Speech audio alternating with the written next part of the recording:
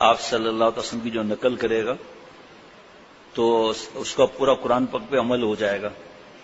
دلیل صدیقہ کائنات اما عائشہ صدیقہ رضی اللہ تعالی عنہا سے پوچھا کسی نے کہ آپ صلی اللہ علیہ وسلم کی زندگی مبارک، اخلاق مبارک، یہ سب کیا تھے؟ تو اما عائشہ صدیقہ رضی اللہ تعالی عنہا نے فرمایا کہ قرآن پاک کی تفسیر تھے، اور خود قرآن پاک میں اللہ تعالیٰ نے آپ صلی اللہ علیہ وسلم کی نقل کرنے کو فرمایا، فاتبعونی، خود اللہ نے فرمایا یحببکم اللہ، اللہ تعالیٰ ہم سے محبت فرمانے لگیں گے۔ نقل پر آپ صلی اللہ علیہ وسلم نقل ہر بات میں سب محفوظ ہے، قیامت تک محفوظ رہے گا۔ کھانے کا طریقہ مبارک، چلنے کا طریقہ، ابھی آپ نے سنا بات کرنے کا طریقہ، اخلاق مبارک کے لیے کیا فرمایا، یہ تو کچھ بھی نہیں ہے، حدیث مبارکہ آگے آ رہی ہیں۔ اخلاق مبارک، جو ہم سے پاور میں زیادہ ہے اس کے ساتھ ہمارے اخلاق کیسے ہوں گے، جو ہم سے ہمارا سب آرڈینیٹ ہے یا گھر کی ماسی ہے تو گھر کی خواتین کا ان سے کیا رویہ ہے، یا ڈرائیور ہے یا پاسبان ہے اس سے رویہ کیسا ہے۔ اور یہ بڑا خطرناک مرض ہے کہ میں جس سے اچھا وہ مجھ سے اچھا، جو مجھ سے برا میں اس سے برا، جو مجھ سے اچھا اس کے ساتھ اچھائی کون سی بڑی بات ہے، جو مجھ سے برا تو میرا فرض بنتا ہے میں اپنے دماغ کو ٹھیک کروں اور اس کے ساتھ اس سے زیادہ بھلائی کروں۔ آپ صلی اللہ علیہ وسلم کیسے کیسے ستائے گئے، یہاں تک کہ ایک نئے بدوی شخص گردن مبارک میں وہ چادر ڈال دی، آپ صلی اللہ علیہ وسلم ہنس رہے ہیں، میں نہیں دوں تو؟ دیکھیے آپ یہ کس لیے باتیں ہیں یہ؟ جب کھانے پر ہم بیٹھے ہیں، مجھے جب کھانے کا ادب نہیں پتا تو میں اپنے پوتے پوتی کو کیا سمجھاؤں گا؟ میں نے دھیان ہی نہیں دیا اس طرف، بس ہنسی بسا میں۔ اولاد کے لیے روٹی کپڑا مکان اور کمائی یہ صرف نہیں چاہیے، ان کی جنت بنانے کی فکر چاہیے، ورنہ گناہوں میں ہم ڈوبے ہوئے ہوں گے۔ تو یہ جو آپ صلی اللہ علیہ وسلم کے مزاج اور عادات مبارک جو ہیں، اللہ، نفلیں اس قدر پڑھتے کہ کھڑے کھڑے دونوں پاؤں سوج جاتے ہیں۔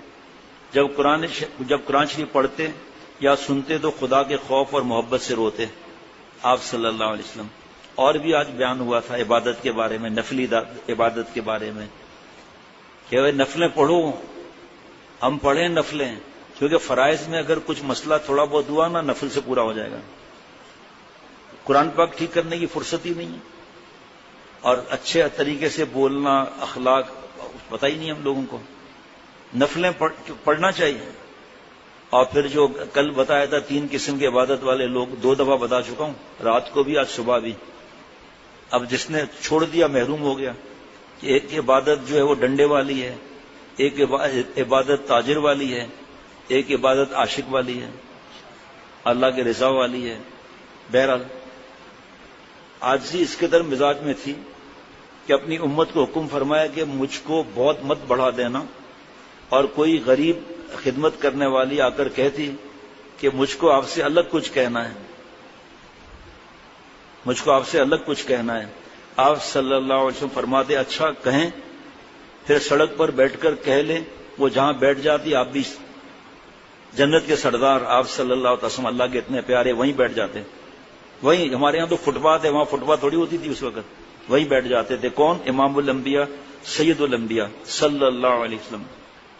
فرمایا کہ آپ صلی اللہ تعالی علیہ وسلم کوئی بیمار ہو، امیر یا غریب، اس کو پوچھتے ہیں، کسی کا جنازہ ہوتا آپ اس پر تشریف لاتے۔ اب یہیں دیکھ لیں آپ کہ ہم کیوں جنازے میں جاتے ہیں۔ نمبر 1 لوگ کیا کہیں گے، نمبر 2 رشتہ دار ناراض ہو جائیں گے، نمبر 3 ارے بھائی سردی کی رات تھی یا بارش زیادہ تھی، یہ لوگ اتنا گاڑی بھر کے کراچی آ گئے فلاں کے انتقال پر، تو ہم نہیں جائیں۔ سنت کہاں ہوئی؟ آپ فیصلہ کر لو نا، اخلاص کہاں رہا؟ جو رضا بالقضاء، اللہ کی رضا پہلے ہے، وہ کہاں رہی؟ اللہم انی اسألک رضاک والجنہ واعوذ بک من سخطک والنار، کہاں گیا معاملہ؟ کیسا ہی کوئی غلام یا خدمت گزار دعوت کر دیتا آپ قبول فرما لیتے ہیں۔ اگر کوئی جو کی روٹی اور بد مزہ چربی کی دعوت کرتا آپ صلی اللہ علیہ وسلم کو اس سے بھی عذر نہ فرما دے، چربی وہ بھی بد مزہ، روٹی کا ٹکڑا، زبان سے کوئی بیکار بات ہی نہ نکلتی۔ اب بتاؤ، اب یہاں رک کر اگر میں بیان کروں، یقین کرو 2:30-3 بج جائیں گے۔ کیا مطلب؟ کہ زبان سے کوئی بیکار بات نہ نکلتی تھی. نامحرم سے بات کرنا جو ہم لوگوں کا مرض ہے، لڑکیوں سے بات کرنا، راتوں کو جاگنا، اس پہ قرآن پاک حدیث پاک کی بیان کر کے دکھائیں، پتہ چلے گا. پھر باتوں سے اللہ تھوڑی ملتے ہیں. ایک ایک جگہ پر رک کر آدمی سوچے کہ آپ صلی اللہ علیہ وسلم جیسا نہ کوئی تھا، نہ کوئی ہے، نہ کوئی ہوگا. اور قرآن پاک میں ہے کام بنے گا آپ صلی اللہ علیہ وسلم کی نقل سے. فاتبعونی، جناب سب کی دلجوئی کرتے، کوئی ایسا برتاؤ نہ فرما دے جس سے کوئی گھبرائے. ظالم مودیوں کی شرارت سے خوش تدبیری کے ساتھ اپنا بچاؤ بھی کرتے، مگر ان کے ساتھ اسی خندہ پیشانی اور خوش اخلاقی کے ساتھ پیش آتے ہیں. آئیے ہم تو ماں باپ سے لڑتے ہیں، باپ پر ہاتھ اٹھاتے، ابے تبے کر کے باپ سے بات کرتے ہیں. جناب آپ صلی اللہ علیہ وسلم کے پاس کے حاضر ہونے والوں میں اگر کوئی نہ آتا تو اس کو پوچھتے ہیں. ہر کام کو ایک قاعدے سے کرتے، یہ نہیں کہ کبھی کچھ کر دیا کبھی کس طرح کر لیا، نہیں. جب اٹھتے خدا کی یاد کرتے، جب بیٹھتے خدا کی یاد کرتے. یہاں اٹھتے بیٹھتے گندی فلمیں، اٹھتے بیٹھتے آنکھوں کا زنا، اٹھتے بیٹھتے میسج، اٹھتے بیٹھتے فیس بک، یوٹیوب، روڈوں پر چل رہے ہیں دیکھتے ہوئے جا رہے ہیں، اور ایکسیڈنٹ ہو جائے تو پرواہ نہیں ہے، کیسے پاگل والی زندگی گزار رہے ہیں. بہرحال جی، جب کسی محفل میں تشریف لے جاتے تو جہاں تک آدمی بیٹھے ہوئے ہیں اس کے کنارے بیٹھ جاتے. یہ نہیں کہ سب کو پھاند کر بڑی جگہ جا کر بیٹھیں. اگر بات کرنے کے وقت کوئی آدمی ہوتے، کئی آدمی ہوتے تو باری باری سب کی طرف منہ کر کے بات کرتے. یہی نہیں کہ ایک طرف تو توجہ ہے دوسری کو دیکھتے بھی نہیں. پیٹھ پیچھے سے آواز دینا منع ہے. آپ صلی اللہ علیہ وسلم کو کوئی پیٹھ پیچھے سے آواز دیتا تھا، پورا ایسا چہرہ مبارک پھیر لیتے تھے. کوئی ہاتھ ملاتا تھا آپ صلی اللہ علیہ وسلم سے، جب تک وہ نہیں چھوڑتا تھا آپ صلی اللہ علیہ وسلم خود نہیں ہٹا دیتے تھے. فلم اسٹار، فلم ایکٹر کی نقل سمجھ میں آتی ہے، یہودی، عیسائی، کتنے کتنے آدمی گنائے گا، کمیونسٹ، دہریے، ہندو، ان کی نقل سمجھ میں آتی ہے ہر بات میں. یہ سمجھ میں نہیں آتی تو کیا محبت کی کمی ہے نا، شدید کمی ہے جناب. اللہ سب کے ساتھ ایسا برتاؤ کرتے کہ ہر شخص یوں سمجھتا کہ مجھے سب سے زیادہ چاہتے ہیں، مجھے سب سے زیادہ چاہتے ہیں. اگر کوئی پاس آ کر بیٹھتا یا بات شروع کرتا اس کی خاطر رکے بیٹھے رہتے. جب پہلے وہی اٹھ جاتا تب آپ اٹھتے تھے. واہ واہ واہ واہ. آپ صلی اللہ علیہ وسلم کے اخلاق سب کے ساتھ عام تھے. گھر میں جا کر مسند تکیہ لگا کر بیٹھتے تھے. گھر کے بہت سے کام اپنے ہاتھ سے کرتے تھے. کہیں بکری کا دودھ نکال دیا، کہیں اپنے کپڑے صاف کر لیے، اپنا کام اکثر اپنے ہاتھ سے کر لیا کرتے تھے. میں ایسے گھروں کو جانتا ہوں جس کے نوجوان بچے 8-8 سال کے، 10-10 سال، 15 سال کے ماں کے ساتھ کھانا بنا رہے ہیں، پیاز کاٹ کے دے رہے ہیں ماں کو، برتن دھو کر دے رہے ہیں. ماں کی آسمان پر جائے گی نہیں جائے گی؟ اپنے اولاد کے لیے دعا بھی بد دعا بھی ایسی جاتی ہے، اس لیے بد دعا نہیں کرنی چاہیے. کیسے ہی برے سے برا آدمی آپ کے پاس آتا اس سے بھی مہربانی کے ساتھ ملتے، اس کی دل شکنی نہ فرماتے. دیکھیں بات پر بات یاد آ رہی ہے، الحمدللہ اللہ کے کرم سے حضرت کی جوتیوں کے صدقے، والدین کی دعائیں. آپ صلی اللہ علیہ وسلم نے فرمایا کہ اے عائشہ، وہ جو آدمی آ رہا ہے نا یہ قوم کا سب سے برا آدمی ہے، سب سے برا آدمی ہے قوم کا.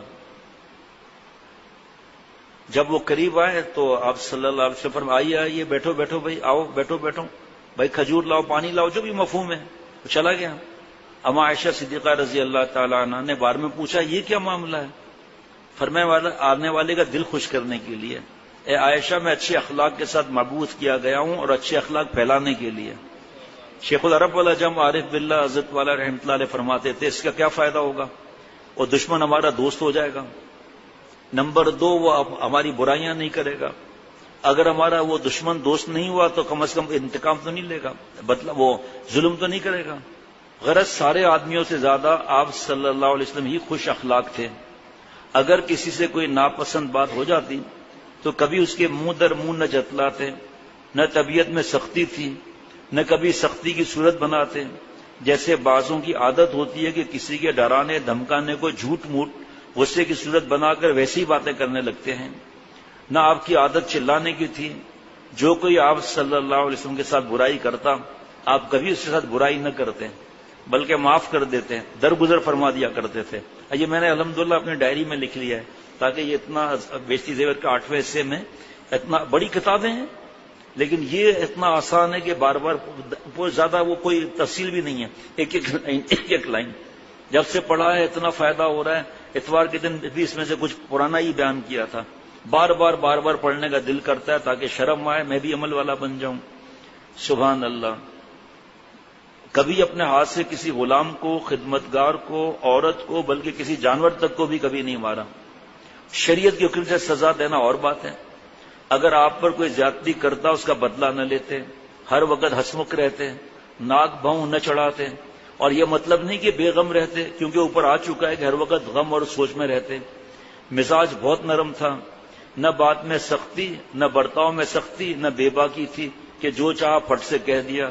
نہ کسی کا عیب بیان کرتے، نہ کسی چیز کے دینے میں دریغ فرماتے. ان خصلتوں کی ہوا بھی نہیں لگی تھی، جیسے اپنی بڑائی کرنا، کسی سے بحثی کرنا، جس بات میں کوئی فائدہ نہ ہو اس میں لگنا. نہ کسی کی برائی کرتے، نہ کسی کے عیب چھانبین یا تجسس کرتے، اور وہی بات مجھ سے نکالتے جس میں ثواب ملا ہوتا تھا، ثواب ملا کرتا ہے. کوئی باہر کا پردیسی آ جاتا اور بول چال میں، پوچھنے میں یا کہنے میں بدتمیزی کرتا، آپ صلی اللہ علیہ وسلم اس کی سہار برداشت فرماتے ہیں. کسی کو اپنی تعریف نہ کرنے دیتے، اور حدیثوں میں بڑی اچھی باتیں لکھی ہیں، جتنی ہم نے بتلا دی اگر عمل کرو یہ بھی بہت ہے. آگے نا کتنی باتیں لکھی جائے، یہ عمل کر لو بہت ہے. اب اس کا طریقہ کل پرسوں عرض کیا تھا. اما عائشہ صدیقہ رضی اللہ تعالیٰ سے کسی نے پوچھا کہ آپ صلی اللہ علیہ وسلم کے مفہوم میں اخلاق مبارک، عمل وغیرہ سب کیا تھا؟ تو آپ اما عائشہ صدیقہ رضی اللہ تعالی عنہا نے فرمایا، آپ صلی اللہ علیہ وسلم کا سارا یہ عمل جتنی چیزیں ہیں یہ سب قرآن پاک کی تفسیر تھا. اب ہم آپ صلی اللہ علیہ وسلم کی بات کی نقل کریں گے تو پورا قرآن پہ عمل ہو جائے گا نا. جیسی ہماری قربانی ویسے اللہ کی مہربانی.